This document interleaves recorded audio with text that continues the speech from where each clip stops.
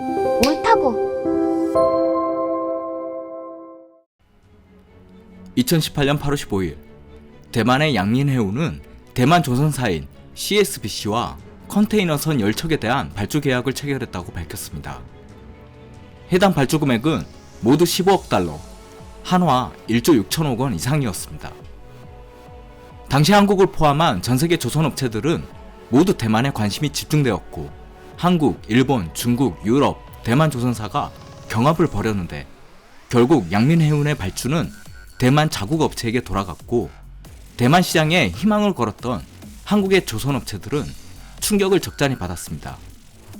그리고 앞으로 구조조정, M&A 등 미래에 대한 불안감으로 휩싸였습니다.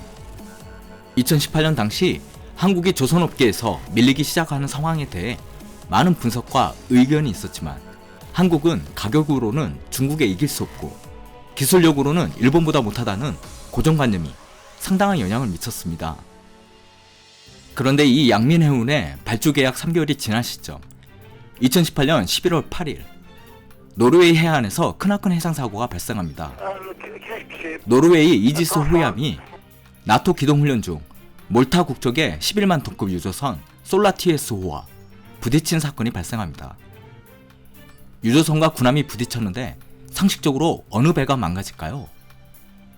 당황스럽게도 유조선과 부딪힌 이 군함은 30%가 박살이 나고 결국 서서히 가라앉게 됩니다. 이 군함은 이지스 레이더를 갖춘 노르웨이 최고의 군함입니다. 노르웨이 측은 이 군함의 침몰을 어떻게든 막아보기 위해 예인선을 이용해 안간힘을 써봤으나 결국 군함은 침몰하고 폐기하게 됩니다. 다행히 군함의 승무원 137명은 모두 대피했고 가벼운 부상자 8명으로 그쳤습니다. 그런데 이 군함과 부딪힌 유조선은 약간의 흠집만 지우고 지금도 활동 중입니다. 이 유조선은 한국의 대우조선 측에서 건조한 것으로 밝혀져 해외에서도 주목을 받게 됩니다.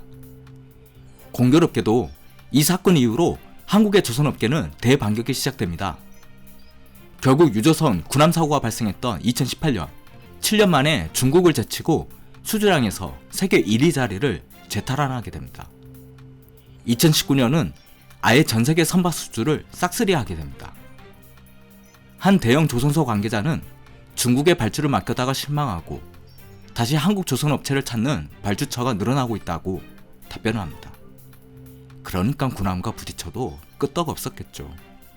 하지만 이렇게 시장을 뺏기고 있는 상황인데 가만히 있을 일본이 아니겠죠. 일본 정부는 올해 2월에 현대중공업의 대우조선해양 인수합병에 대해 세계무역기구에 제소했습니다. 그동안 일본은 다양한 분야에서 수차례 한국과의 WTO 분쟁에서 패했는데 끈질기게도 이번에는 한국의 조선업체에 대해 트집 잡고 늘어집니다. 더구나 2019년 말부터 2020년 1분기까지 전세계 선박 발주는 코로나19의 여파로 지난해 같은 기간보다 70% 급감한 상황이었습니다.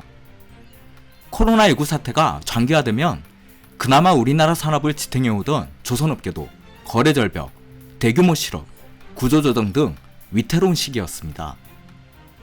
그런데 이처럼 어렵고도 뒤숭숭한 외부 환경 속에서도 희망을 알리는 소식이 들려오네요. 지난 2일 삼성중공업과 현대중공업, 대우조선 등 국내 조선 3사는 카타르 국영 석유회사 카타르 페트롤리움과 LNG선 발주 권리를 보장하는 협약을 맺었다고 알려졌습니다. 현재까지 알려진 정보로는 2027년까지 필요한 LNG선이 100척 이상이며 계약 규모는 약 23조 6천억 원으로 전망되고 있습니다. 코로나19로 힘겨운 시기에 우리 국민들에게 가뭄의 비 같은 희소식을 안겨주네요. 이번 수주에 기여한 모든 분들에게 고마운 마음입니다. 그리고 본 영상 마지막으로 그동안 조선업계 구조조정 과정에서 직장을 잃고 생계가 힘들어지신 분들과 현재 삶의 기로에서 갈등과 범민의 시간을 보내는 분들에게 전하고 싶은 말이 있습니다. 저는 자동차, 휴대폰, 반도체 못지않게 조선업에 종사하고 있거나 종사하셨던 분들이 같은 한국인으로서 자랑스럽습니다. 앞으로 어떠한 삶의 길을 걷게 되시든 항상 응원하겠습니다. 힘내십시오.